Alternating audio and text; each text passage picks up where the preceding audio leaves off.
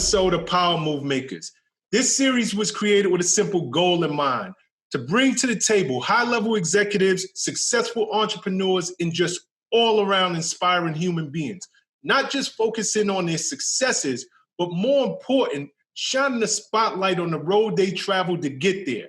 Now, this week's guest, what do you call him? Like the man, he is arguably one of the most influential people in the music industry. So I know that this interview is going to be watched again and again by people who are seeking to get into the music industry. But what I love about him, more important than the status that he holds in the industry, is he just a very, very down-to-earth and grounded human being. And that's not easy to be in a position that is so coveted by so many people looking to get in touch with him. Please welcome to this week's episode of Power Move Makers, Mr. Ray Daniels. Ray, what up? What's up, brother? How you doing? I'm great. The intro is amazing. I always tell people, guys like us we're like Howard Cosell, man. We're here to tell. When Mike Tyson came to the ring, he didn't just walk down. Somebody had to give you the stats, so you felt like you was in the room. So that's what we do to the people we work with. You know how that goes. So I appreciate that. No, absolutely. I mean, you deserve a better intro than that. But I tried to build it up, but I'm gonna let your story do the talking for you. Thank you, man. Well, I ain't gonna lie to you. Like, sometimes I hear it. You know how this is when you do it so much, you don't see it from the outside looking in. You see it from the perspective of, like, I still see the fear I had in my eyes when I was 16, not knowing what to do with myself. So I can't not let that kid die. Correct. That kid in here. So that's why it's so easy for me to just move how I'm moving. This shit is like, the only thing changed in life was, I guess, the amount of money I was making. But the person I am, I never let that go. I think that's why people like Kobe and Jordan are so good, because one championship wasn't enough. Correct. They was chasing something so much bigger than them that they didn't quit until they was like, all right, I'm done giving it everything I have. So I just kind of adopted that personality, and it's. But the reason that they was able to quit is because they knew they left everything on that court. Everything. Nobody's gonna. Nobody can say, like, I always said this, like, you gotta have blind faith to come from where we come from and make it. So I always said that God knew if I was giving them my best. Mm-hmm. So he knew and I knew. So if I left something on the table that day, I can't wake up tomorrow and expect something good to happen for me. Like, I had to establish that from the beginning. So yeah, that's dope, man. I appreciate you. So let me ask you something, because I want to take it back to the beginning for a second. You hold one of the most coveted positions in the music industry. The A&R is what everybody either wants to be, or with everybody who's trying to get a deal, they're trying to get to you. And we're going to get to that in a second. But I want to talk about your beginnings, because I find you extremely humble and extremely grounded. So even as, I'm sitting and I'm going through your story, and I'm like, I just, part of me just couldn't wait to talk to you, because I'm like, I feel like we're kindred spirits in that way. The accolades and the success, that's great, but it doesn't define who I am. And I get the sense, even in you do not define yourself by a title. You don't define yourself by the fact that you occupy a certain position. So for you, where did it start? Like, where did you come up at? Talk to me about your upbringing, because I don't believe that just comes from nowhere. Okay, so I grew up not feeling like the way I grew up, I wasn't told, like, first of all, I'm originally from the Bronx, right? So I'm originally from the South Bronx, Patterson Projects. And, my uncle was a hustler. So he literally saved the entire family and took us all from New York to Atlanta. So my uncle did that. Now, mind you, my uncle could have just decided to take his kids. Mm-hmm. He could have just decided to take his kids and his mother. But the way my family was set up from the beginning, no child was left behind. So we literally, like, 18 of us moved to Atlanta to live in one house.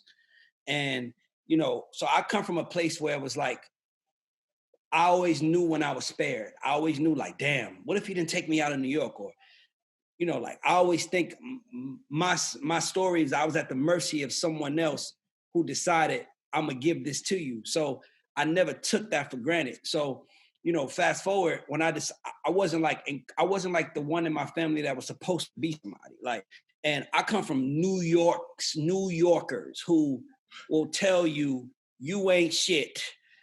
Like my family is like paid in full. Like, nigga, you ain't got no fucking money. What you doing? Like, I come from that environment. So, you know, I really wasn't the favorite. I was like the cousin that they would say, I wasn't good at school. So I was like the cousin that they would say, you know, stay the fuck away from him. You going to college, he's a loser. So I wore that shit. So it wasn't like and then one day I woke up like, damn, like, it's so funny because there was this girl, because I was like, I always was into chicks. I was messing with this girl because one of my cousins went to Morris Brown. And I was just hanging out at Morris Brown with him, you know what I'm saying? Like getting on the chicks. And this one chick just went in on me like, you a loser. You don't go to school here. You hanging out on college campuses trying to get girls. Nigga, you a hoop dream, nigga. You ain't gonna be nothing. And that shit, and it was like because I come from a family of honesty, I didn't look at her like, oh, you know what I'm talking about. I like, she's right. So I started seeking something that was just like, I remember pushing wheelchairs in the airport around this time. I was hanging out with my cousin. I'm pushing wheelchairs in the airport in the day and going to hang out college campus at night. Mind you, everybody else on campus is like students, bright future. And I'm the one that's like, I'm just hanging around these smart kids and I ain't nothing. So when I started realizing that, it was just kind of like recognizing like, shit, I ain't nobody. Like, I'm nobody. Damn, I'm nobody. And it was a very honest moment. And I just started seeking shit. I started speaking positivity. I started searching for it. And then I'm like 22 years old. And then somebody that I went to school with flags me down. Like on the street. Before we get into this part of your story, okay, I know where you're about to go. Okay. Let's go backwards for a second. Come on. How old are you when your family leaves New York to come to Atlanta? 12, October 19th, 1991. I could tell you today, because it was the first time, like, I remember, like, dog, I attribute everything that I became as a man to Atlanta, because and when you grow up in the projects, piss on the floor is nothing. That's normal to you. Like, violence is normal to you. Can you speak to that for 1 second? Because somebody does not live in the South Bronx. Somebody did not grow up in the hood. You just said piss on the floor is normal to you. So for somebody watching this who lives in middle America, who is raised middle class, can you explain what that normalcy looks like to a young boy coming up in the projects? The crazy part is it was just normal to me. It was, you know how it is in the projects, it's piss on the floors in the elevator, piss on the staircase, on every floor, on the staircase. And the lower the floor gets, the more piss is on the floor, because somebody might just run in your building and jump in the staircase and take a piss. And I remember the smell. I remember going to school, and I remember watching people get murdered in front of my eyes, playing stoop ball, where you throw the ball on the stairs and the kids out there. I remember watching someone get murdered. It's just normal to us. It was just like, this is what life is. You don't even think that you deserve anything. So me seeing that was normal,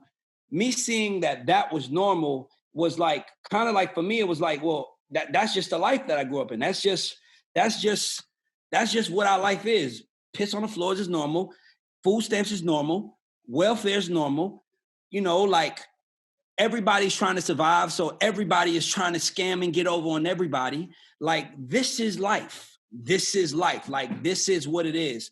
My uncle was a hustler, and, you know, I'm going to just tell you a story. So my uncle was a hustler, and I remember being 10 years old, and my mother waking me up in the middle of the night saying, watch your brother and sister. And she stormed out the house, and she grabbed a big knife, and my stepfather grabbed the bat. This story is so fresh on who I am that when people start talking about accolades, I'm like, bro, do you know I escaped hell?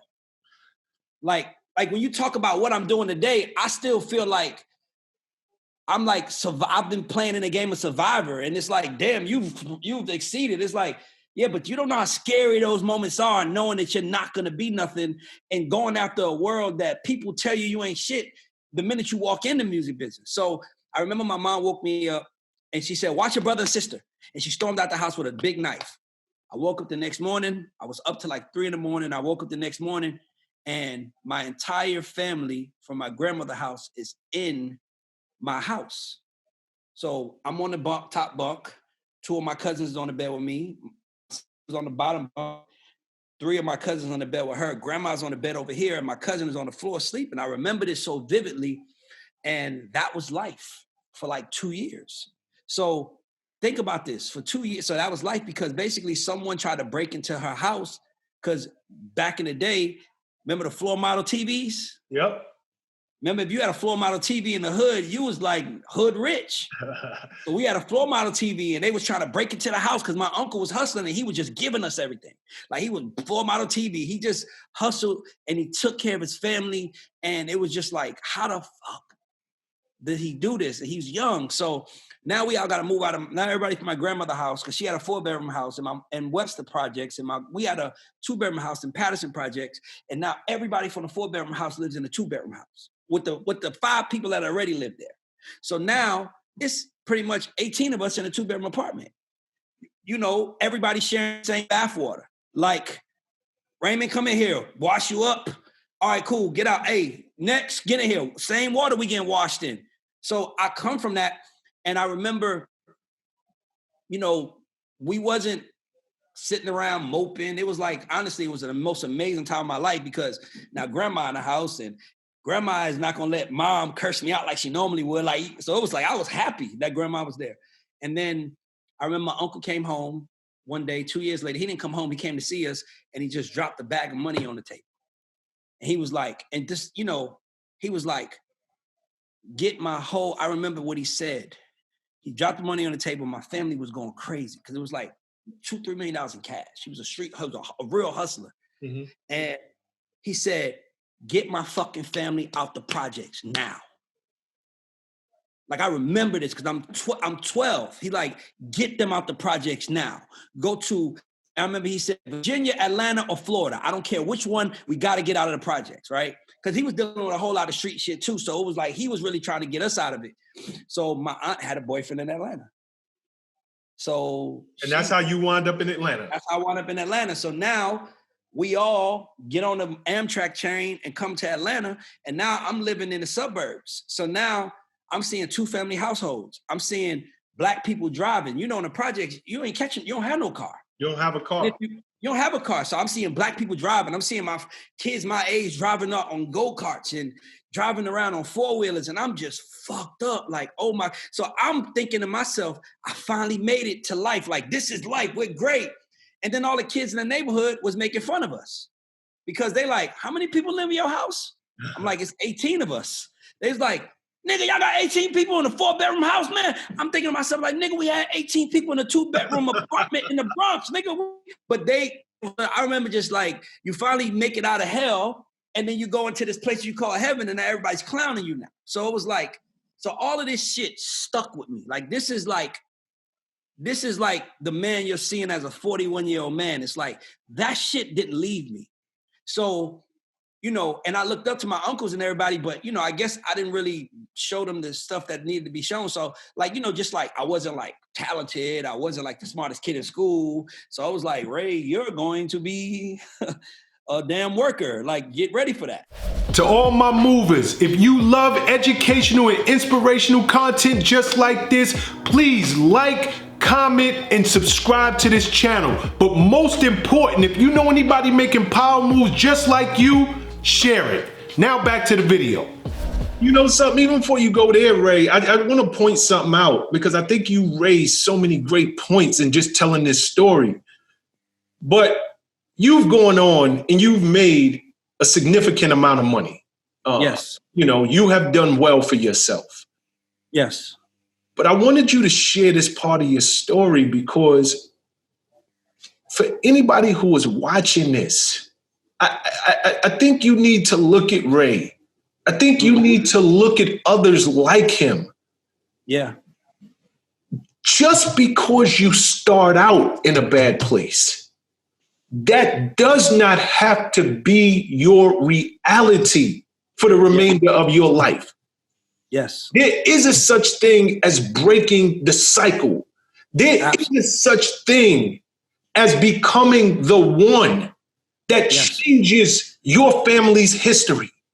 So I wanted to dive deep into that part of your story, Ray, because I knew that you came from the Bronx and you made it down to Atlanta. But more important, I know what you've become in your life, and people look up to you now. But they need to know it wasn't like Ray was the smartest. It wasn't like Ray had a silver spoon when he came out of the womb. You just told one piece of your story, but somehow or another, you were able to break that cycle and are now showing your children a difference. So thank you for sharing that. And, you know, I want to... It's a part of the story. When we got to, so I'm going to tell you, so when I got to Atlanta, so I was really raised by my 5 uncles, right? Mm-hmm. One was a hustler. One was the one that got us out the hood. But the baby one is my Uncle Michael, who was like, he's 13 years older than me. So I moved to Atlanta when I'm 12. He's 25. But the family don't treat him like he ain't shit because he ain't the hustler. My other uncle comes in the house and they worship him. My Uncle Derek walked in the house and they like, Uncle Michael would be sitting down. They like, get up. He's sitting down. You know, this project shit. You know, this is still, he the one. He got us out of here. Get your ass up. You need to sit down. So one uncle be sitting down eating and they like, hey, get up. He need that seat. He get up. He would come to me, next to me. Now, mind you, I'm a kid at the kids' table. He's like, Ray, they going to treat you like shit if you don't have nothing. They going to treat you like shit like you don't have nothing. This family doesn't. And mind you, these 2 uncles didn't start speaking until I made it in life. That's the crazy part. Like I was the one that brought the family together because I looked up to the hustler and I looked up to the good guy. Mm-hmm. I loved them both equally. I took the good from both of them and I created who I am. But I remember, you know, so he would tell me, Ray, you know, because he was the uncle that was like going to college. He was the uncle that was like trying to be something. Like he was all about education. And he was like, they not going to love me until I bring $1 in this house. And they don't care how the money comes. Wow. You got to know that this is the family that we're raised in. Incredible mentality to have. Wow. I am 12 years old being told what you just said. You got to break this cycle. You're the person to break the cycle. And I'm like, I'm 12. I'm like, man, Uncle Derek is the fucking man. What are you talking about cycle? Like, you need to get on he on. I love you, but you need to get on what he on. And he was like, they're never going to love you until you have something. Never. And that part was in my head my entire life. So it was almost like, since I was 10, 11, I was told, you're going to break the cycle. Only by him, by the way. Nobody in his family told me shit. It was like, you're going to get a job. But he was the only one like, you're going to break the cycle. And he lives in my house now. I just bought him a new car. Like, and the crazy part is I begged him to move in with me because I was like, my kids need you. Because my dad is dead. I'm like, my kids need you. My kids need that person in their life who's making them see the world through the eyes of not, it's all about money, but it's all about becoming better and changing. So that's when you said that break the cycle, it's crazy because I grew up with that in the back of my head, every move I made. That's great, man. And I'm so happy that you shared where that seed was planted at such a young age. Okay. I'm glad that you Go ahead. I'm sorry. I said, I'm glad you brought it up because, you know, sometimes when we talk, like everybody likes to talk about what they've done. And that's why you'll never hear me brag on what I've done. Because what I've done, my why was breaking the cycle. What I've done is just what I've done to do it. It was just like, I'm not like when I write my bio and people like talk about yourself, I'm like, nigga, I'm only going to talk about what I've done as a man for my family. Because that was my goal. The music business found me at the age of 22. I didn't even want to be in this shit. I didn't know. Somebody asked me to help them at 22. I'm like, I had a job. I'm like, well, shit, let's try it out. And here I am. You know, because I wanted to move. I know I got you for a short amount of time. Listen, don't worry about it. We good. I like this conversation. You know, you sat here and you just said something that is so real and so dope. Your why. It has nothing to do with money. And I think that's what people, they get it confused. This is why people, even if they do make it, they don't keep it. That's why they don't last. Like me, you know so many people who have made it and are now selling real estate, who made it and are now doing something, making I know the first $50,000 a year. The first mansion I ever been into was this producer. First mansion I ever been into. And when I was first trying to come up. And I mean, like, bro, I couldn't believe I was in a house like this. Like, my family wouldn't have thought I was in a house like this. And I think that guy drives school buses now. But if we were able to have a real, and I mean a true, honest conversation with this gentleman, I bet you if he was honest with himself, his why was not based on anything of substance. It was, I want to blow up. I want to make hit records. I want to get rich. Guaranteed. Yeah. I've seen it a million times. So I'm so happy you even pointed that part out. Let's talk about your transition into the music industry. How'd that happen? So basically, I'm 22. I'm working at Delta, and the future for me, I'm going to school to take business, but at the time I quit college.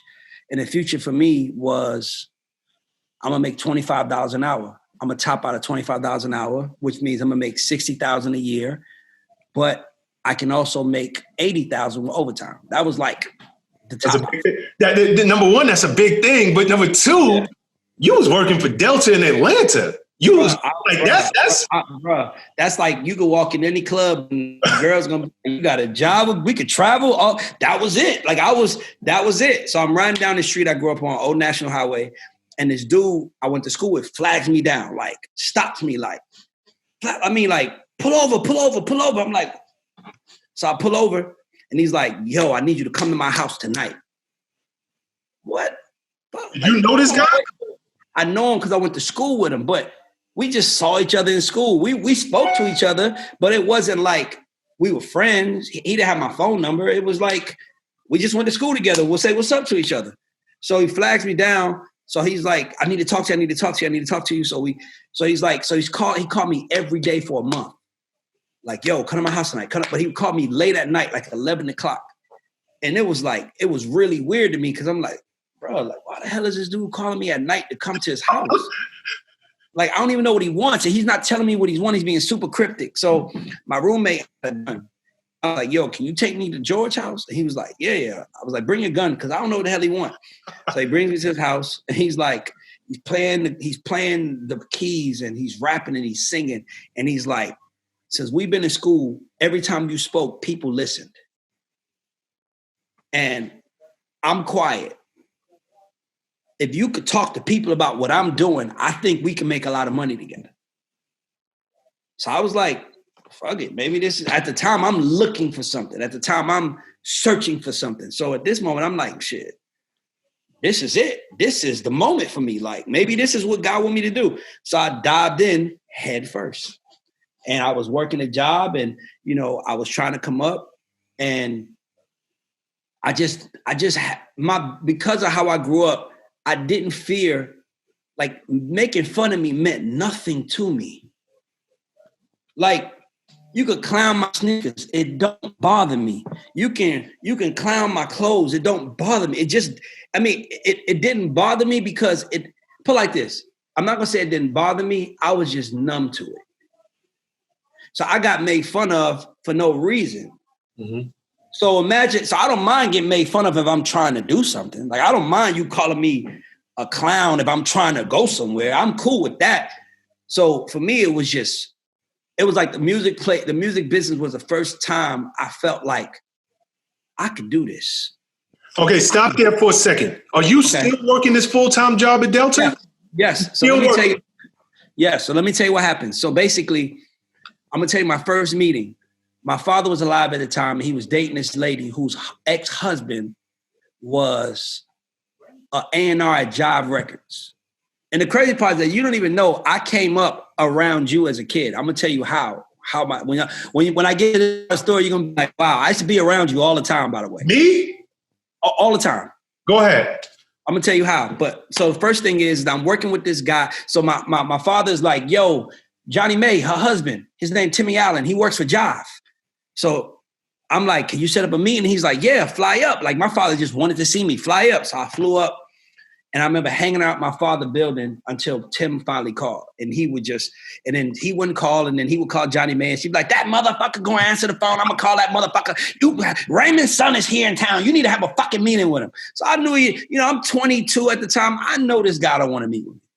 Like, I know he don't want to meet with me. I'm cool with that, by the way. So when I finally get the meeting, mind you, I worked at Delta. My days off is Tuesday and Wednesday. I would fly to New York. I flew to New York on a Monday night, and I stayed there till Wednesday, pretty much before I got to leave to go home. So I remember flying to meet with him. We met. I walked in the house. Now this is how I know. This is when I knew I was good. So when I walk in the house, I'm 20. I think I'm 21 or 22. I walk in the house, and the first thing I realized is that he has friends in the room who are all trying to be in the music business. First thing hit my mind, like, he got his homies in here, and they trying to come up too. Why the fuck would he help me come up? So now I'm coming around, I'm like, yo, man, I got this artist. I'm thinking I'm gonna play the music and he's gonna give me $1 million. Me not knowing shit about the business. I play the music. And when I play the music, he was like, yo, that's good. Your guy is good.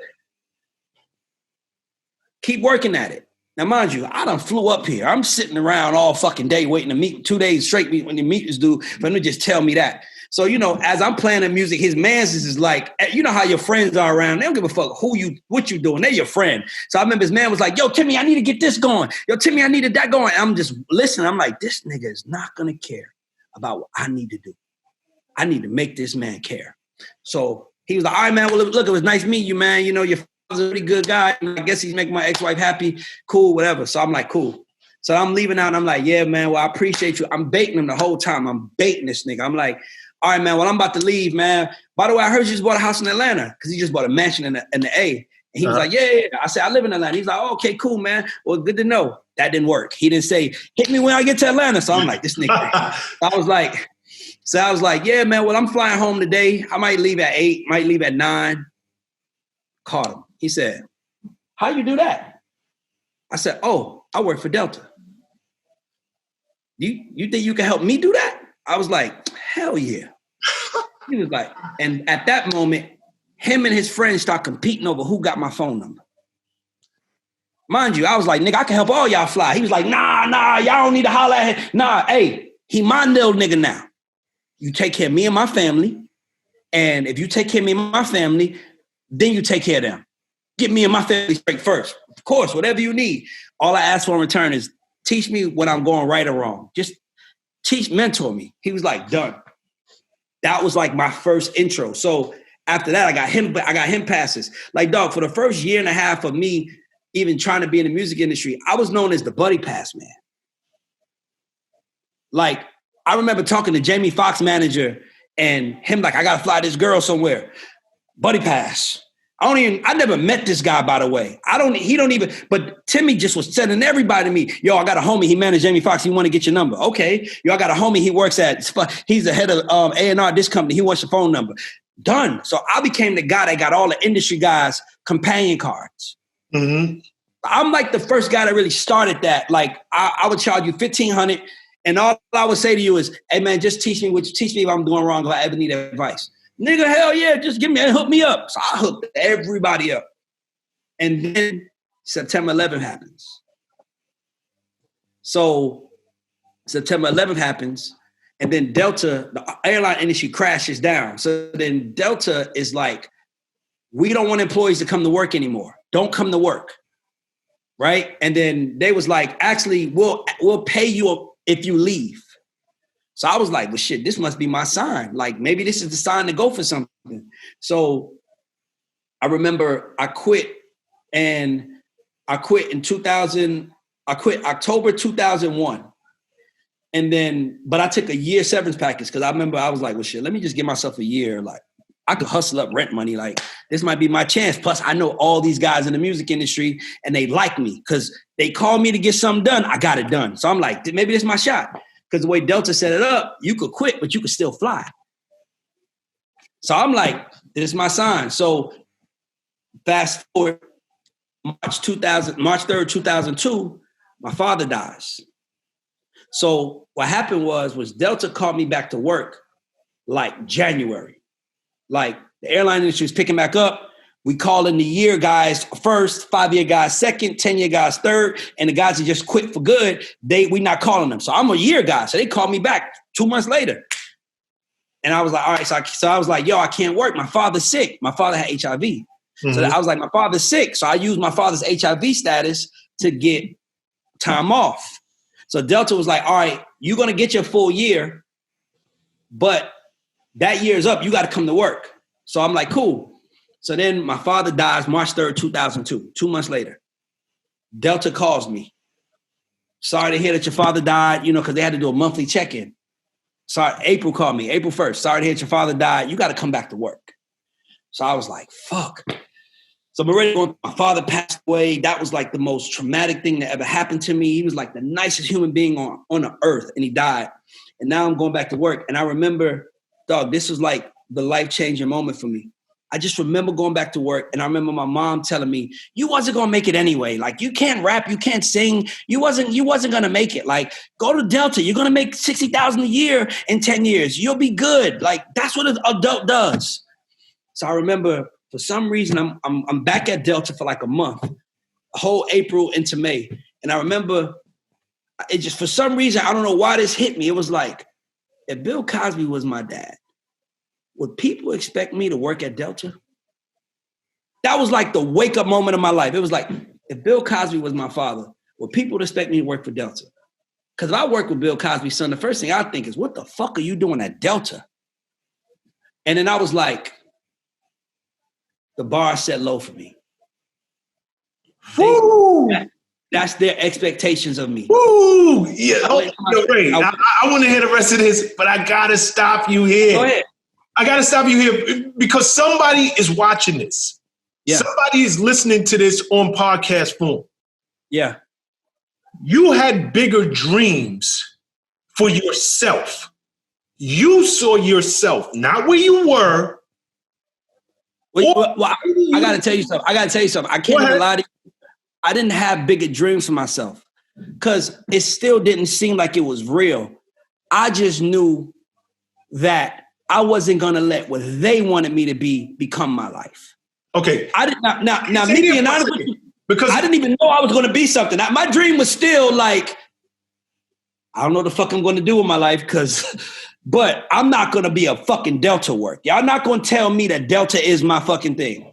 I didn't have a dream though. I just really had, because I think a dream, you know where you want to be. No, I think I just had a goal. I disagree. Okay, tell me. Because you did have a dream. You knew your existence was bigger than Delta. You knew that.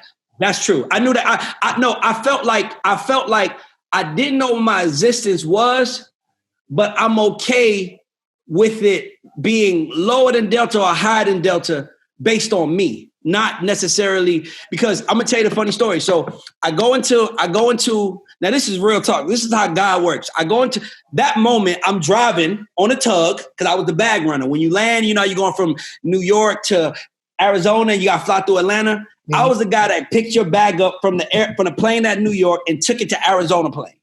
So I was on the tug and I went to the black guy. His name was Philip Pryor. He was my supervisor at the time. And I was like, I got a dream. He was like, man, and maybe for all I know, he didn't want to talk to me that day. I don't know what it was, but I was like, I got a dream, and I think that it's something out there that I could do with myself. And he was like, how old are you, man? I said, I'm 22. He said, if you come back in 5 years, you'll be 27, and these people in the break room will still be here. Straight up. And he was like, I'm not going to let you put in a 2-week notice so you can think about it. Today's your last day. So he pushed me out the door. So it was one of those like, let me go talk to my superior. Let me go talk to a more successful black man who's making $60,000 a year. And he was like, hey, look, man, today's your last day.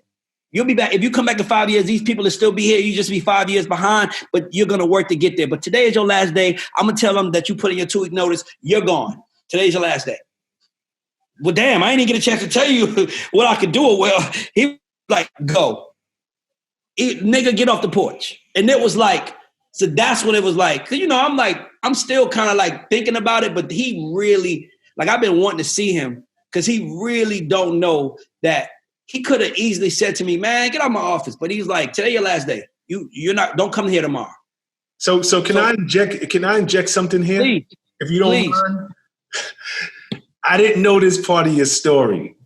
And I think it's, you know, God don't make no mistakes, man. He just don't. And every time I hear stories like this, I marvel. Every time I get to speak to people like yourself, I'm just in awe. Because what I was going to say earlier, when you're on this road to more, whatever your more is in life. That's a good one. I like that. That's right? good. Your road to more. The closest people to you sometimes will not support it because they don't see your vision for you. Nope. Maybe they are limited by their own more. Yes. This is what my life has turned out to be. And what you're doing right now, you've already surpassed me. You better stay there. Exactly. Don't bet on yourself. You're doing good. Stay where you're at. And just when you're getting that message from somebody who arguably, undoubtedly loves you, cares for you, wants your best. Wants to see good for you. So yes, right. Your mother, she wants the best for you. So we know that came from a place of love. Yeah, it came from a place later on I had to learn it came from a place of her limited vision on what life is supposed to be. And that is my point, because somebody out there right now is struggling because somebody that they love is shutting their dreams, their hopes, their aspirations down because of their limited ability to think beyond of what could be. Absolutely. I love hearing that. And then here's the second part of it. You told a story about that gentleman who didn't even let you think about it. Nope. Today's your last day. Yep. Now, on one hand, you got mom saying stay where you're at. Exactly. And on the other hand, you have somebody who arguably is very successful. Who don't even know me. I'm one of the 50 people he supervises at the job.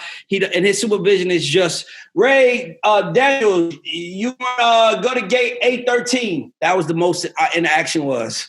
Like 813, then I go to 813. We didn't even really know each other. That's why I wanted to find him, because that moment for him was 5 minutes that it was probably just regular 5 minutes in a day. But that moment for me helped me become what I became. It was another little inch that pushed me over a tipping point where it was like, well, shit, I guess I can't even think about it. He just told me, get out the day. And but here's the deal, right? You talk about signs. Far too often, we get these signs. Yes. We get that, blaring light. Go that way. Yes. But we doubt it. We don't listen to it.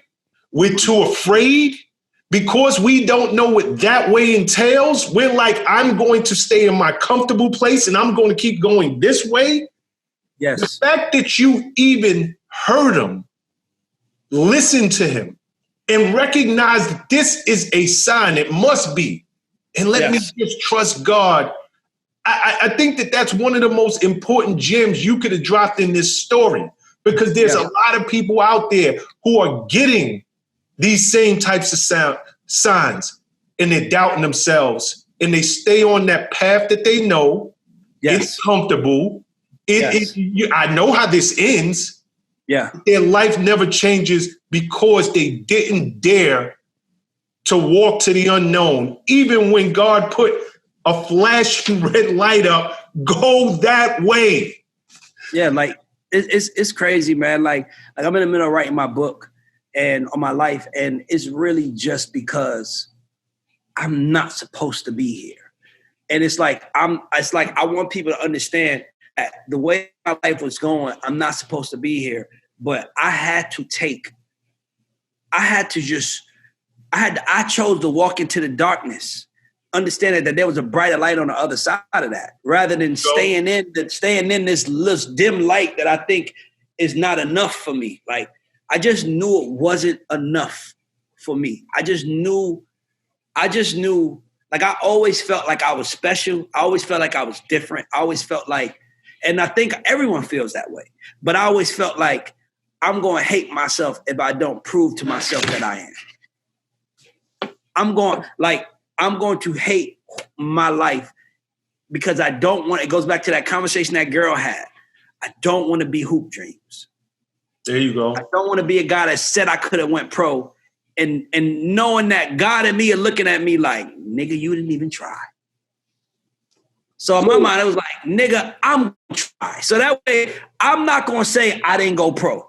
I could have went pro at anything. I'm going to say I did it, or I didn't even know I was going to learn from it. I just thought, dog, it's like the best way to describe it is like the way I learned how to swim was somebody threw me in the water.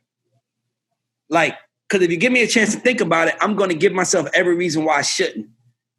So in my mind, it's like, nigga, you want to learn to be successful? Quit your job today. Go survive. Boom. All right, here we are. I ain't gonna lie to you, man. Like the last 4 years of my life, I've made more money in 1 year than I would have made in 20 years at Delta. I believe it. Each year, I made more money than I would have made 20 years at Delta. Like, bro, I could retire at the age of 40 and still live the life I'm living.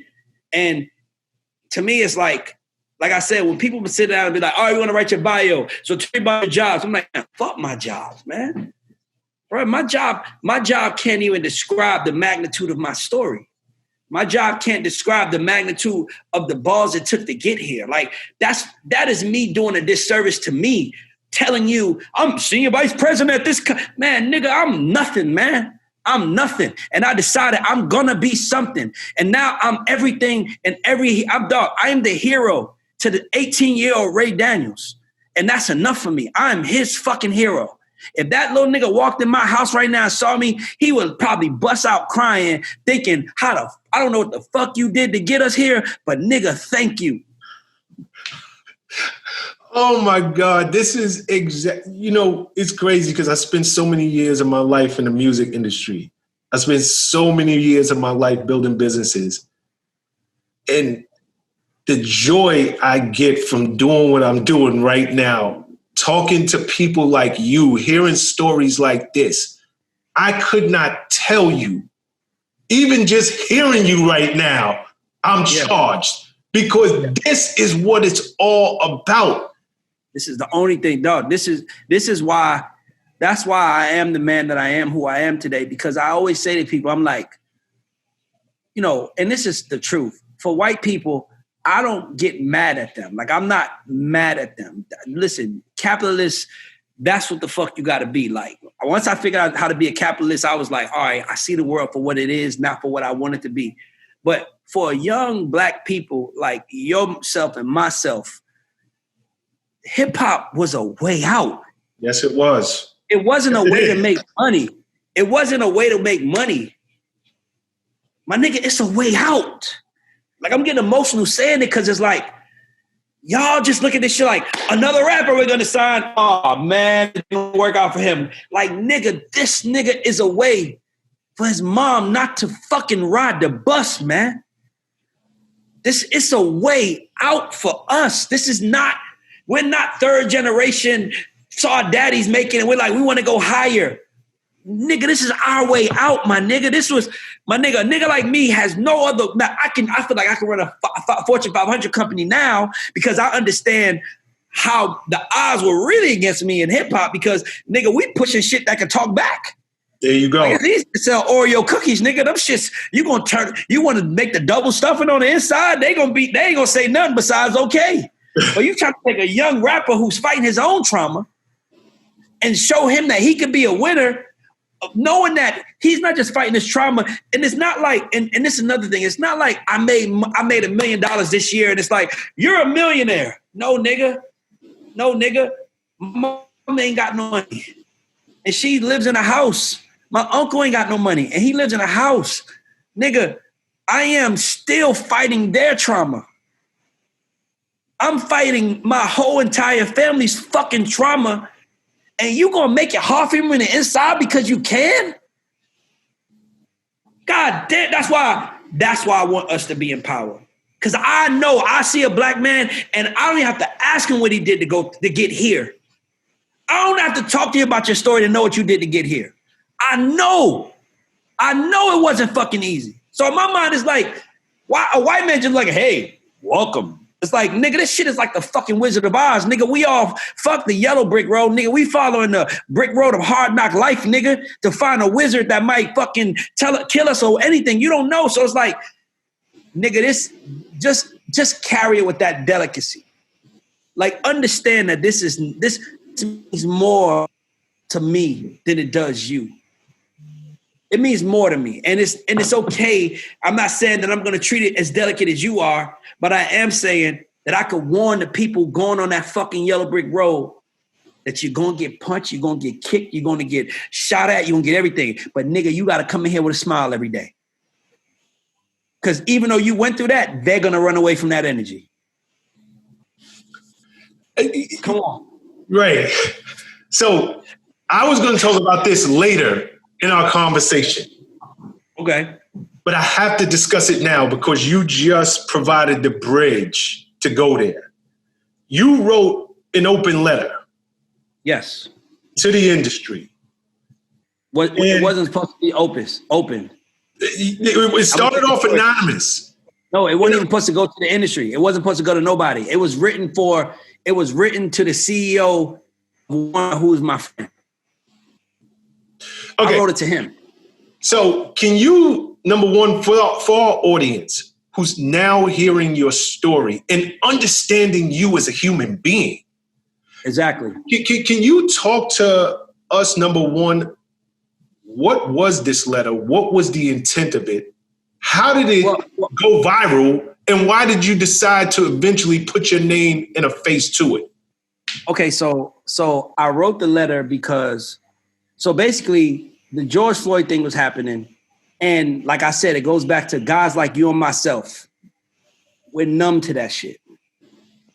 Like, that wasn't shocking to me. That wasn't heartbreaking to me. That wasn't like, oh my God, why they doing us like that? Nigga, that was every day of our life to me, right? So now white people all of a sudden are traumatized by our trauma that we live with every day.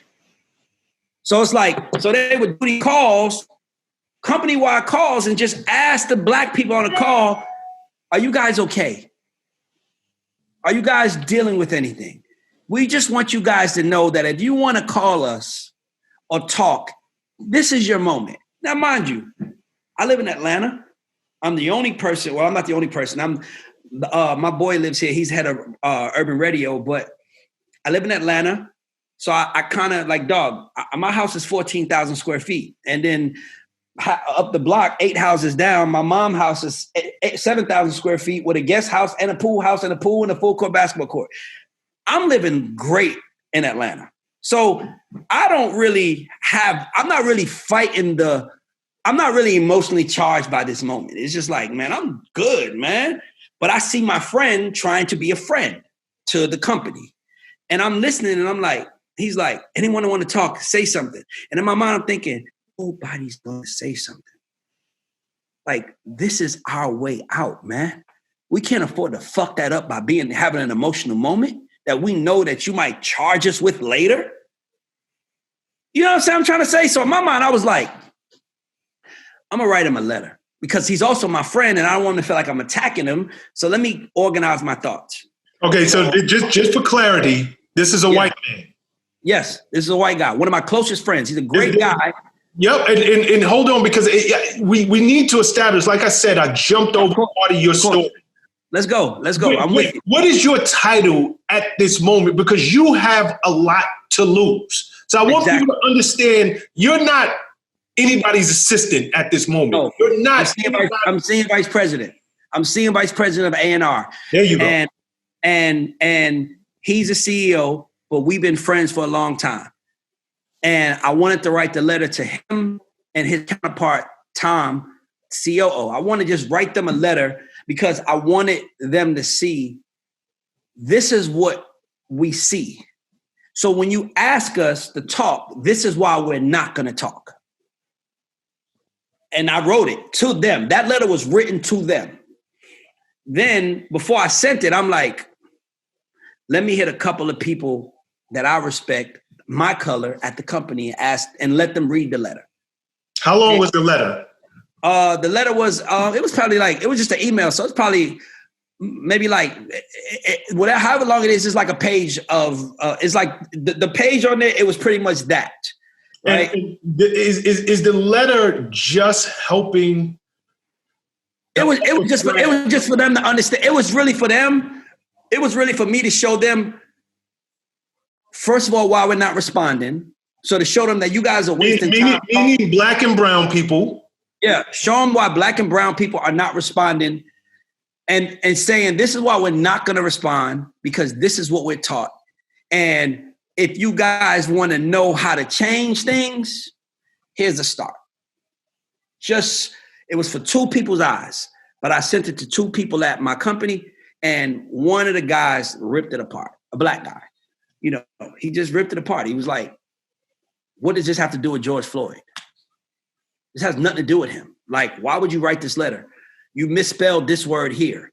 You misspelled this word. It was like, in my mind, I'm thinking like, nigga, what the fuck?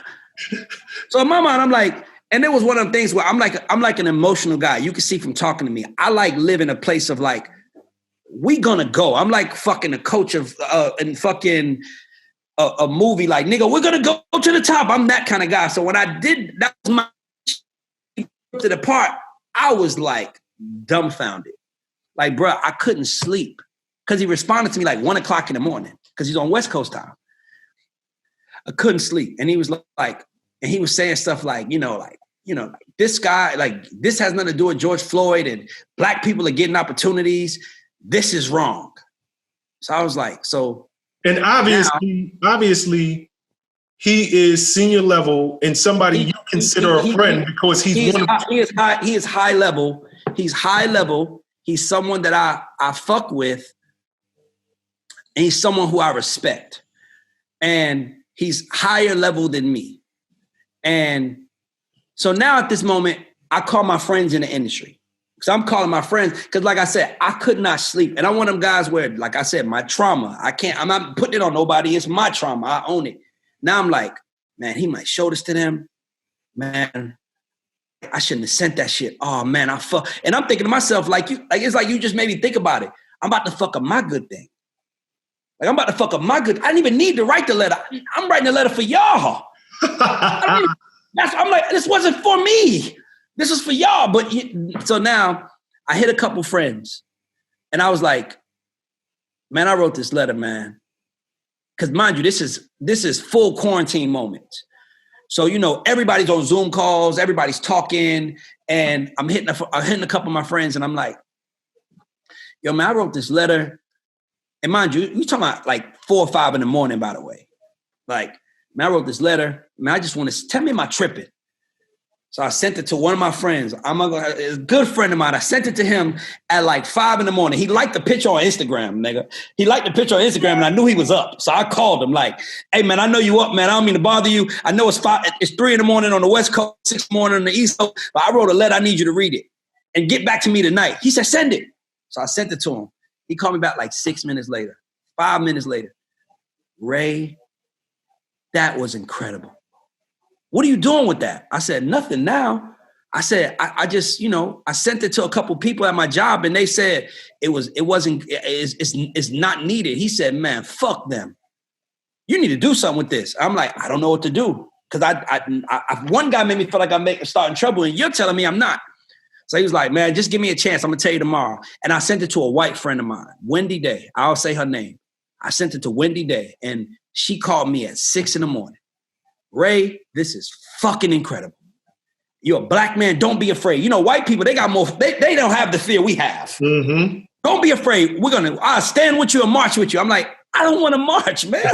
I'm good. Like I'm doing good for myself. This is for everybody else. So anyway, so now fast forward. Now I told you it's 9 o'clock in the morning, 6 o'clock in the morning. I get a phone call from that same guy, my boy, at 9 o'clock in the morning, 3 hours later. Ray, I sent this to like 5 or 6 people. They all want to talk to you. Wow. What? One person said it needs to, one person asked me, is it okay to send a billboard? And I was like, what the fuck you think? Because mind you, here we go now. My superior at Warner told me, you fucking up. So now he's like, I want to send this out. So my boy, one of the most, if you name 3, 4 most powerful Black positions, I want to say this guy is probably number 2 in the business. He calls me and talks to me for an hour and a half. Now, mind you, he is powerful as fuck. He has like $1 billion a year in the budget. So he calls me. He's like, Ray, I've been in this game for fucking almost 20 years. And I've never seen somebody put into words how I felt being a Black man in this shit. He said, I sent this to the girl from Billboard. You need to publish this. So I'm like, bro, like, man, I might get fucked up over here. Like, I don't know what to do. It was like, it's bigger than you at this moment. It's bigger than you. Okay, cool. So the lady from Billboard hits me and she was like, no, this is a white woman. She's like, you described how I feel as a white woman in this. Oh, like, wow. This is how I feel as a white woman. I know how hard it is for you. And this is hard for me too. I'm going to publish this. Do you want to put your name on it? And at this point, mind you, I've talked to like 15 powerful people in the industry that was all read the letter that was like, nigga, put it out. If somebody fuck with you, and then only thing I changed in the letter, Big John Platt called me and he said, change everything from I to we, because you now stand for all of us now. Everything goes from I to we. That's the only thing you change. And if anybody say anything to you, tell them to come talk to Big John. Put it out. At that moment, I'm calling her from Billboard. She's like, you want to put your name on it? I said, I don't mind. What you think? She said, no, I got to protect you. You can't put your name on this for right now. So I'm like, cool. I ain't never been in Billboard before. Like, shit, I live in Atlanta. Nigga, I'm in Wakanda. Nigga, you got to come send an army of people out here to go. You got to go through an army of people to get to me.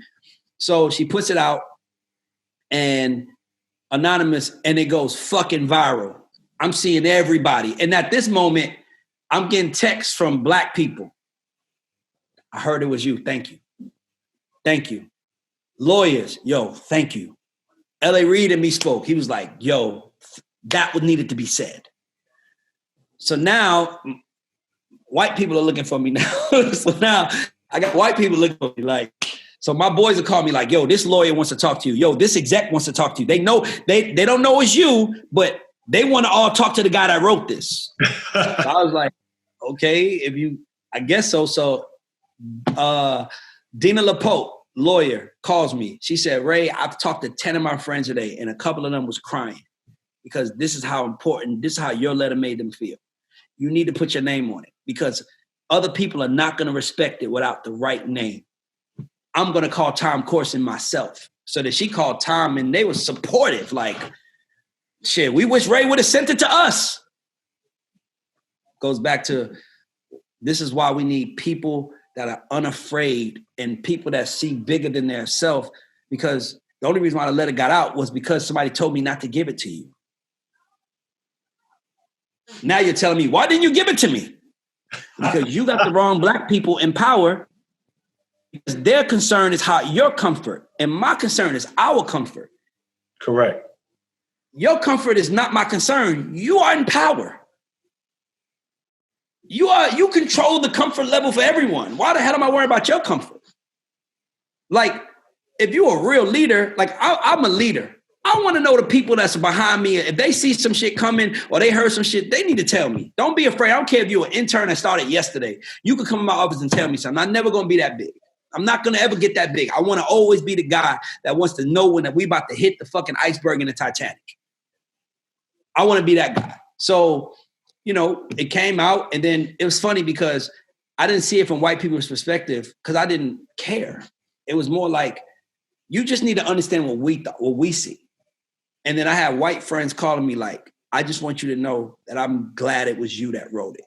Because when I first read the letter, I didn't respect it because I didn't know. I couldn't respect someone criticizing me without knowing how hard that person worked. And when I found out it was you, I knew that it was true, because I've seen you come up, and I've always seen you be an integral guy, a guy who cares about people in the room. So I had to read the letter again, and I read it from a different perspective. And I just want to know that I'm going to make changes now because of it. So at that moment, I was just like, shit. It hit home. But like I said, for me, I live in Atlanta, bro. Like I forgot about it. Like, I ain't gonna lie to you. Like, I forgot about it. And then I would get on the phone with white people. They'd be like, man, Ray, how you doing? By the way, thanks for the letter. Well, you want to know something, Ray? Number one, for anybody who hasn't read the letter, I will be dropping this in the link. So feel free to scroll down below, look in the description, and click on this letter. It is an extremely powerful, well thought out, introspective letter of what it's like to be a person of color working within the music industry. But I think that it applies to industries all over the world. It was. Yeah, it is. It should not be segmented to one industry, because you really did pull from a place of experience, and not just experience in terms of work experience.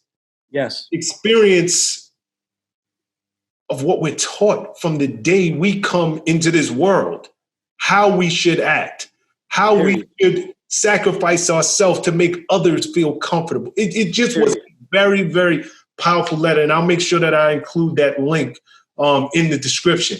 You know, it's so crazy, Ray, because even as I'm sitting here and we're talking, some people are going to watch this because they're going to want to know, how do I get a record deal? Yes. Some people are going to watch this and they're going to, hey, you know, I've heard the name Ray Daniels. I know he is a powerful guy in the music industry. What is it I can pick up from him to help me in my journey in the industry? Yes. And they're going to be so surprised about this conversation, because it has nothing to do with the industry. No, it's about life. And you are telling people, here, forget the industry, forget whatever industry you're in. This is a human story. And this is how you advance in business and in life. So I love your perspective. You know, I'm just so enjoying this conversation here. And I got to ask you, because I know for myself, right? And I'm from the South Bronx, just like you. Oh, you are? 100%. Oh, yeah. I didn't know that. Yeah, 100%. You know, born and raised, I love the BX. I love my people. And I didn't have a mentor. I just didn't. Yeah. I didn't have that teacher or that person who saw anything in me that would say, Shawn, you can make it out. You like believe in you. I just didn't have it. So the reason why I do what I do is because I want to speak to a generation who don't have mentors. Yes. Who and not just don't have mentors, because in my case, I just feel as though nobody took a personal interest in me. But maybe those same people never saw themselves as great. They never saw themselves as anything more. So how could they take me under their wing? Yes. And even if I am that mentor from afar, I need people to know you are greater than the circumstances you were born into. You are. I don't care what your yesterday was. It doesn't have to be your tomorrow. So that's what drives me. But I'm talking to a fellow exec, and we've spoken almost nothing about the industry. What is it that drives you? What's your why? My personal why? Yeah, but or you're saying what drives you is what's your why? That's your why. Like I always tell people, before you even start something, you have to have a why.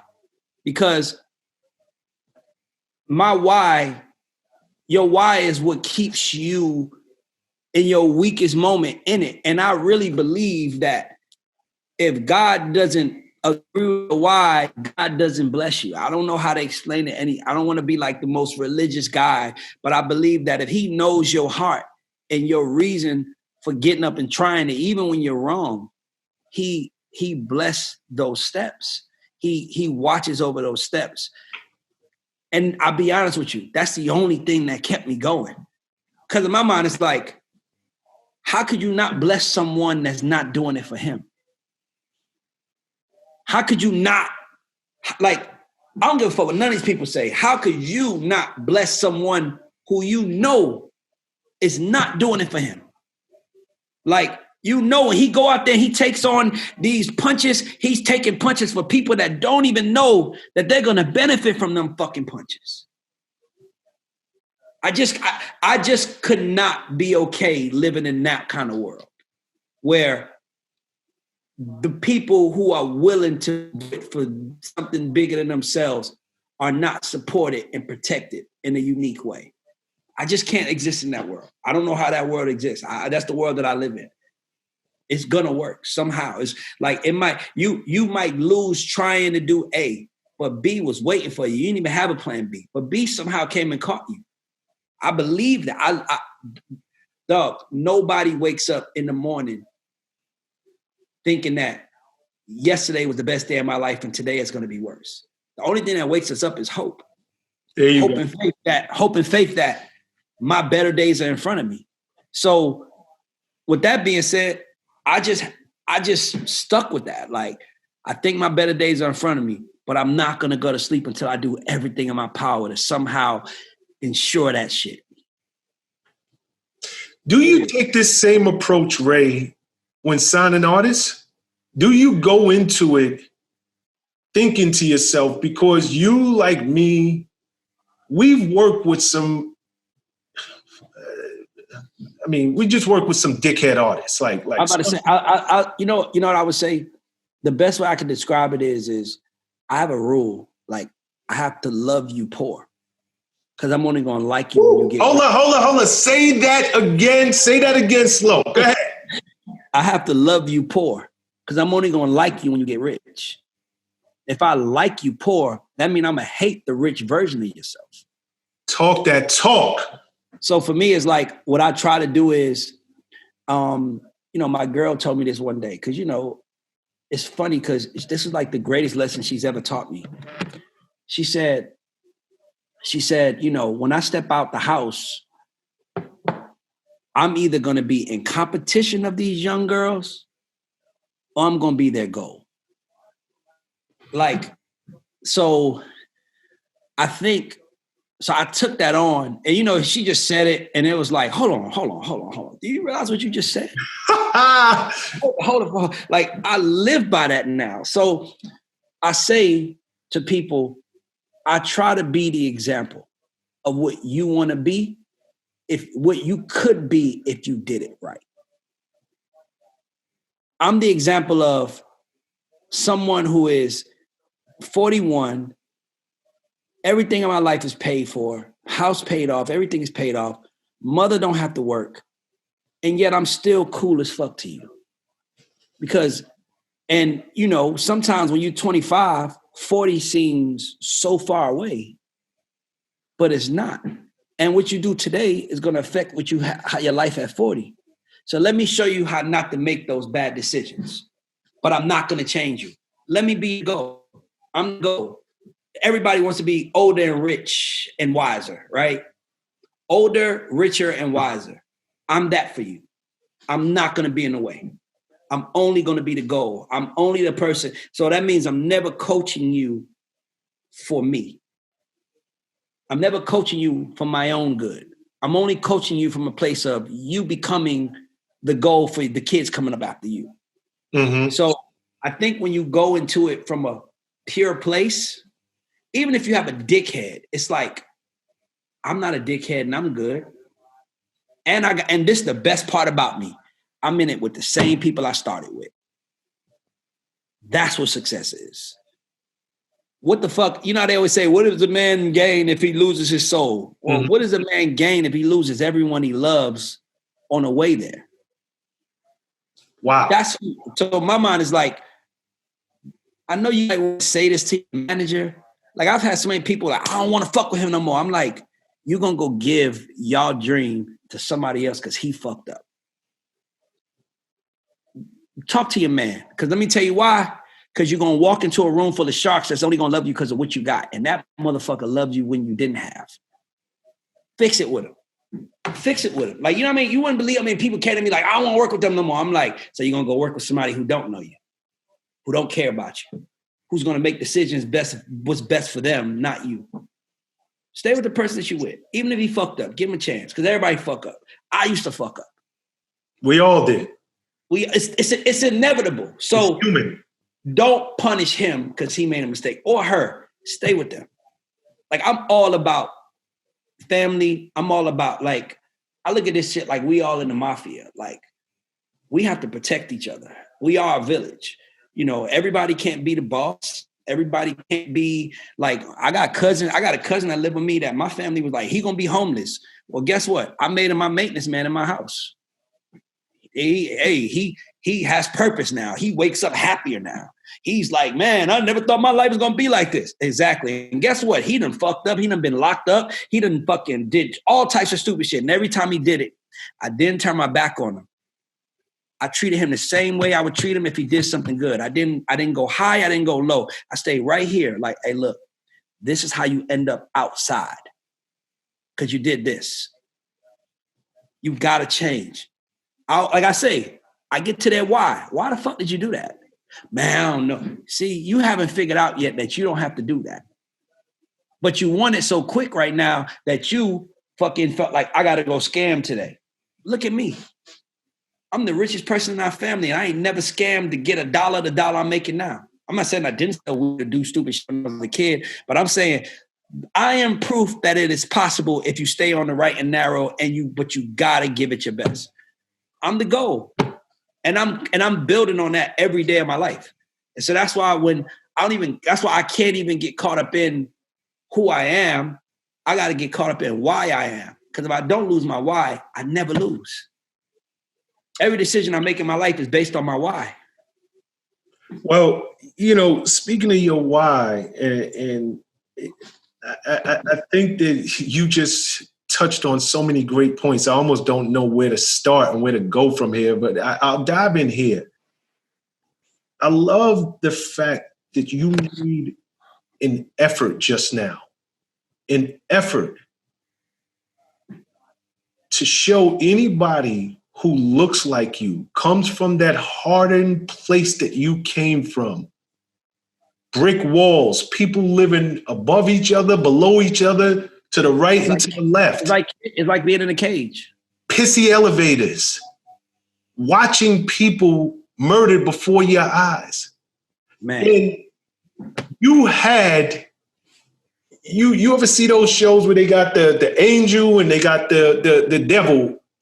You had Uncle Derek and you had Uncle Mike.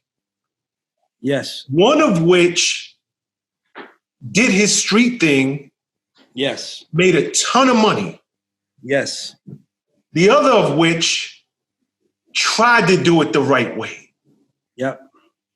And I love that you just pointed out, never sold a drug a day in my life. I didn't do it wrong. Yeah. And I'm still here. Yeah. This how like I am being interviewed, not telling that same story that we've heard again and again. Yeah. I had to do it wrong to get out.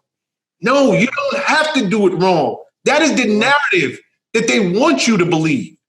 You can do it right and make it out. And you are living proof of it. And you know what? You saying that is why I'm not afraid. Because you're describing what we do every day, but we both are admitting it's not about us. Like, we are the cycle breakers. It's not about us. It can't be about me. So how the hell am I gonna walk out onto this earth knowing that I'm willing to die for everybody in here and not be protected by everybody in here? That's why I don't worry about losing. That's why I was fearless with writing the letter. Because even when I was going through the story of the letter, notice I kept saying, I didn't write it for me. I didn't write it for me. I wrote it for y'all. Like, it wasn't for, I'm good. But I still identify with the struggle, and I still identify with translating. See, this is the thing. Some of us didn't grow up in a house where communication the proper way was practiced. Correct. You know, like when you grow up, like dog, when you grow up in hell, nobody got time to be trying to figure out how to fucking tell you doing wrong. Like, I ain't got time. Nigga, I'm in hell, nigga. You think I got time to comfort you? Nigga, we in hell, nigga. You fucking up or you ain't shit. So my mom was hard on me, and my family sometimes try to remind me, she didn't even believe in you. And I'm like, why would I punish her for that? Because she didn't believe in herself. Because nobody told her that. How am I going to punish her because she didn't believe in me when she didn't even go for it? All she did was say to me, stay here with me, because at least I know if you're here with me, we're going to be okay. And I wanted her to see it's more out there for us. So go with me, and I'm going to make sure we're okay. And that's my goal. Beautiful, beautiful. Before we wrap this thing up, you mentioned you were in the middle of writing a book. What's next for you? What can we expect for you? We know you have been extremely successful, and I'm going to have you back on the show. Anytime. Because I would love to have a conversation, because I'm sure some people are going to come and be like, yo, I expected to hear about RAYDAR. It's about no music. So we can come back and we'll have a whole different conversation. To be honest with you, the dope part about this conversation is this helps me with the book, because I don't know how to talk about myself. So as I'm talking to you, I'm just recording my conversation for myself. There you go. You're triggering things in me that I don't even think about. Like, you're helping me see things that I don't even realize. So for me, it's like, I want to do a part 2 to talk about music, because those stories come out too, but it's like, we can't talk about like the X's and O's, because the X's and O's don't matter unless you figure out why you're going to deal with the X's and O's. Like, it's like, hey, you ready to go through some pain? I mean, no, I don't want to. But if I tell you why you're going through it, then I helped you see why the pain is worth it. There you go. So for me, it's like, you know, I mean, it's so funny because I had to do a bio like 6 times, and they're like, let's talk about the hits you got. I'm like, that shit is irrelevant, man. My biggest hit is that I became the man that I dreamt to become.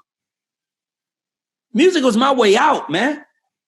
It wasn't like I hate people that brag on their genius. It's like, nigga, our genius comes from a place of desperation. So why would you brag on your genius to desperate people? You got to help them see that their desperation, that you were right there at that moment. Whoever listens to this, I was right there in the projects. I was right there where you didn't know what you was going to do, and I made it out. I can't even stun on you about how smart I am, because I became smart out of desperation.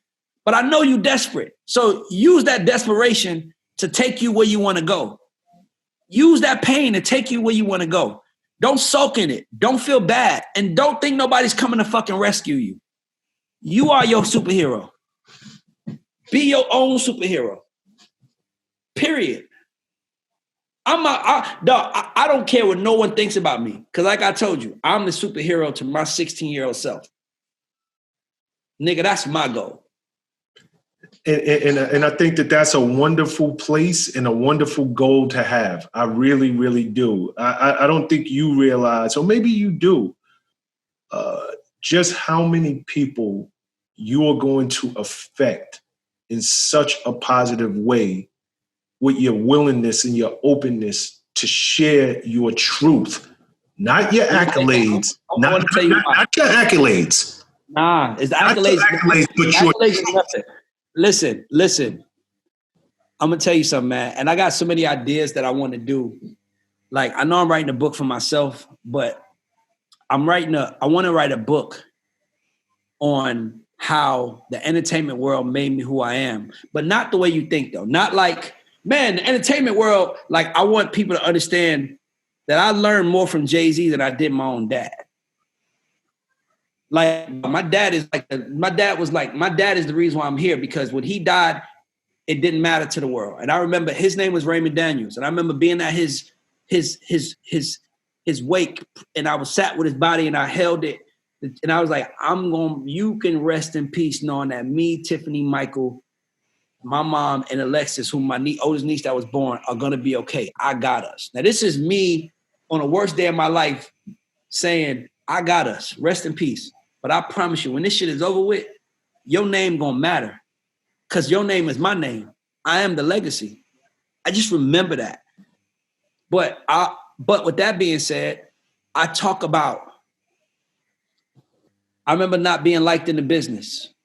And I remember, when I was coming up, niggas thought I was too aggressive. Jay-Z has a line in one of my favorite Hov songs. All I need is the love of my crew. The whole industry can hate me. I thug my way through. That was my confidence.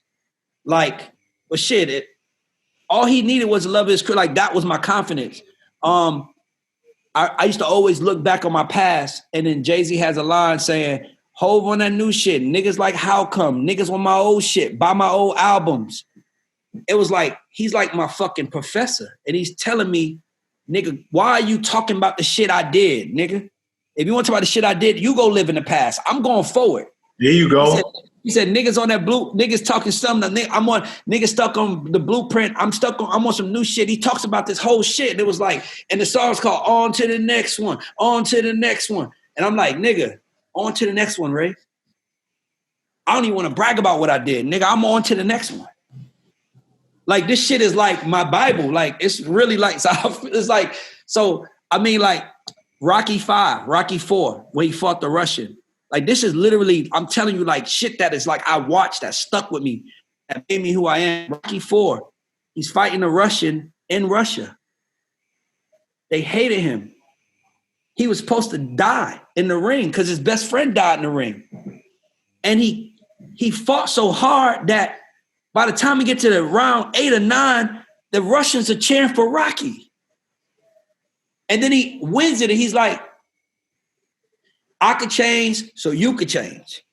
We changed today. So for me, it's like, so when my family was saying, you ain't shit, it's like Rocky 4 is going through my head. Keep fighting, nigga. They're going to eventually cheer for you. But if you lie down, your movie don't exist. That shit, like, I got tears in my eyes because I remember this shit. Like, I remember y'all are clowning me. And the crazy part is that I'm from a nigga world. I'm from a world where rappers are celebrated. And I made my money with ghosts. I made my money with niggas that you got to just know them. So it's like, so one of my cousins was dating the Shop Boys. This is when they had Party Like a Rockstar out. And I remember it was like, Raymond ain't shit, she's fucking with a Shop Boy. And I'm like, bro, I'm making $300,000-$400,000 a year at this time. But my family couldn't celebrate it because it was nothing to brag on. It was like, oh, you guys got a song out on the Pussycat Dolls. Who the fuck is that anyway? I'm like, yeah, but y'all don't realize that when I grew up, made $1 million in sync money. And 40% of that came to us.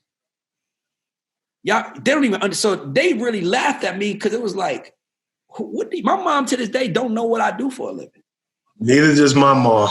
She understands that I'm in the business. She understands that but my mom will meet an artist that I'm signed to my company and tell that artist, please don't forget about me and my son. And this artist will look at her like, we in your house, in your mansion. Your son is saving me so I can buy my mom a mansion. And you're telling me not to forget him? But I would tell him she doesn't know any better. You can't, like I said, you can't punish her because she didn't have that in her. But her toughness put that in me. So I'm going to show her and I'm going to reward her. And that's what I do. I make sure she got everything she dreamed of. Nothing to worry about. I take care of my mom. And to me, it's like, I can't get mad at nobody for booing me. Nigga, they didn't know what to cheer for. Now they love me and cheer me on and like, Raymond is the shit. But it's like, I'm in Rocky round 11. I just kept fighting. And I would say like, you are the man. Nigga, I knew I was from the beginning. I just knew that if I quit fighting, that y'all cheers will win, y'all boos will win. And I'm never gonna let nobody's boos win over me. Well said. Do it. Well said. Do it. But yeah, I'm in the middle of I could talk about this all day with you, and I'm definitely gonna have you back for part 2. We got to do part 2 where we talk strictly about X's and O's. But I want to tell you one thing, because I know we're wrapping up. The person that gave me my first shot in the music business, his name is D. Angeletti. Shout to Derek Angeletti. So every time I would drive to New York to play him the artist that we were working on, I would be at Daddy's house around you. Wow. So, yeah, so every time I would come to New York, and that was like, it goes back to that line with Jay-Z said, I never felt more alive than riding shotgun and Klein's Green 5 till the cops pull guns. Like, nigga, I never felt more alive than being in Daddy's house and watching Puff walk around. And he just signed New Edition. And nigga, New Edition is at the studio every day. And D-Dot is just like, you got to get your shit together. And I'm like, nigga, I'm in the room with you. Nigga, nigga, I made it. My family don't even know. I'm in the room with New Edition. And it just like, so that was like, as I was going to tell you, like, I was around you. And I also, one of the guys I used to pass out flyers with in 2003 and 4, the whole year, his name was, you probably don't even know him, but he was somehow it was a guy named Polo that he worked with. I don't know if you remember. Shout out to Polo. Yeah. Polo that had the DJs. I remember. Yeah. So his partner and me passed out flyers together. So I know that they would be on calls with you.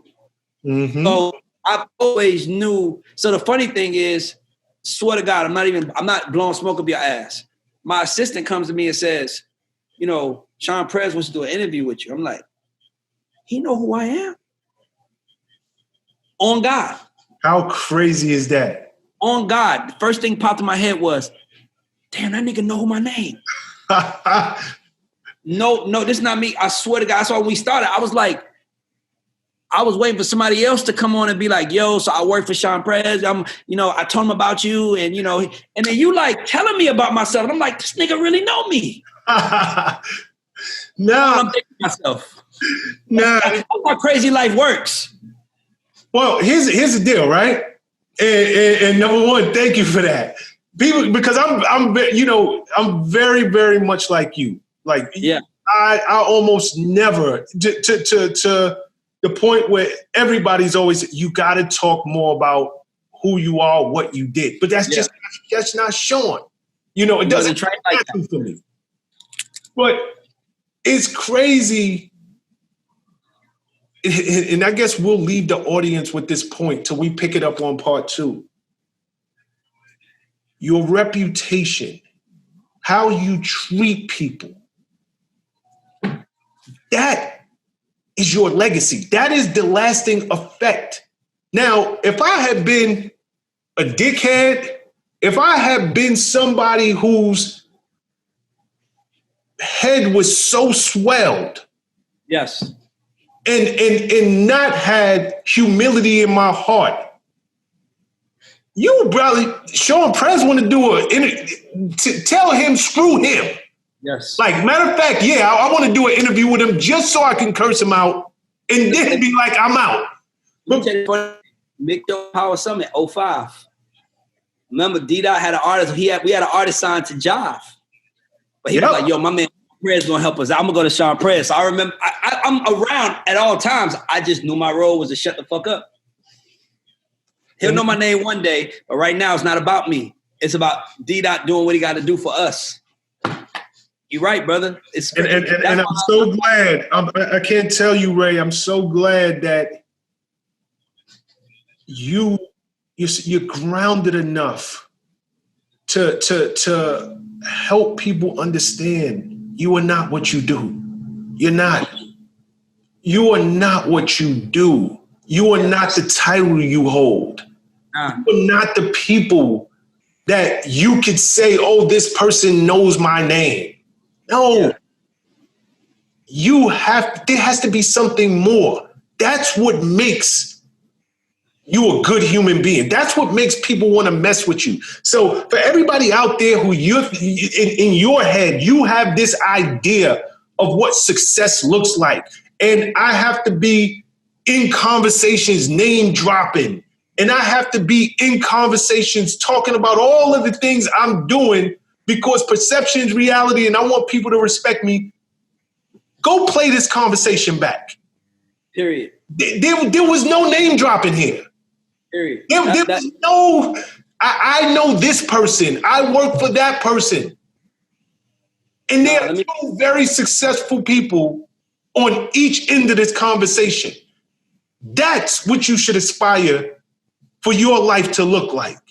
This is what life is about.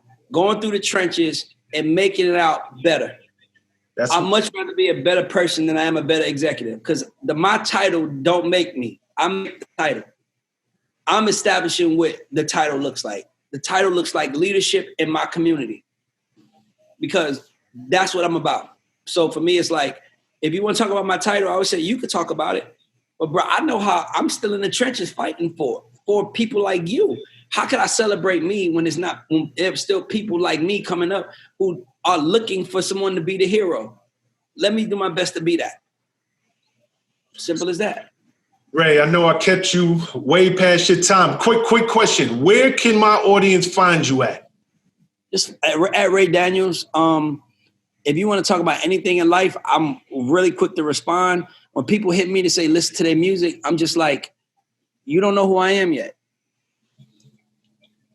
Like, bro, I need you to go out there. And I always say to people, I need you to go out there and do your part so I can give you a check. Because my only dream is to pay my people. My dream is to make my people rich. I want this earth. I want to leave this earth knowing that I put a dent in it the way MLK did, the way Malcolm X did. I want that dent for my name. So the last thing I want to do is not give you a shot. But DMing it to me saying, check me out is not how you get it.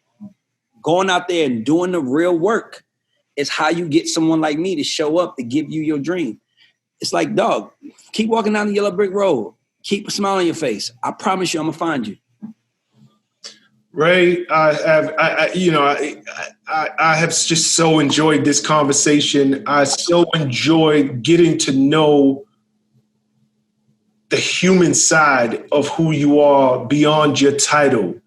And I want to thank you on behalf of our audience who are, they're comprised of power move makers, people who want more out of life, not just in the music industry, but they want to be high-level executives like yourself. They want to be entrepreneurs like yourself.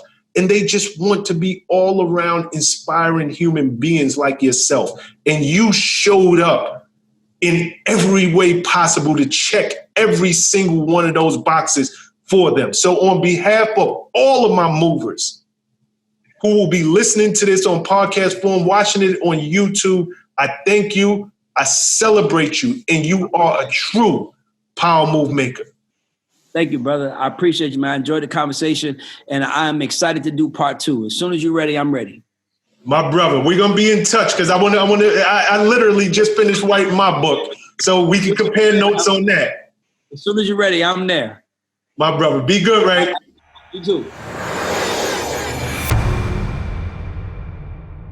What's up, guys? Thanks for sticking with me to the end of the video. Truly appreciate you.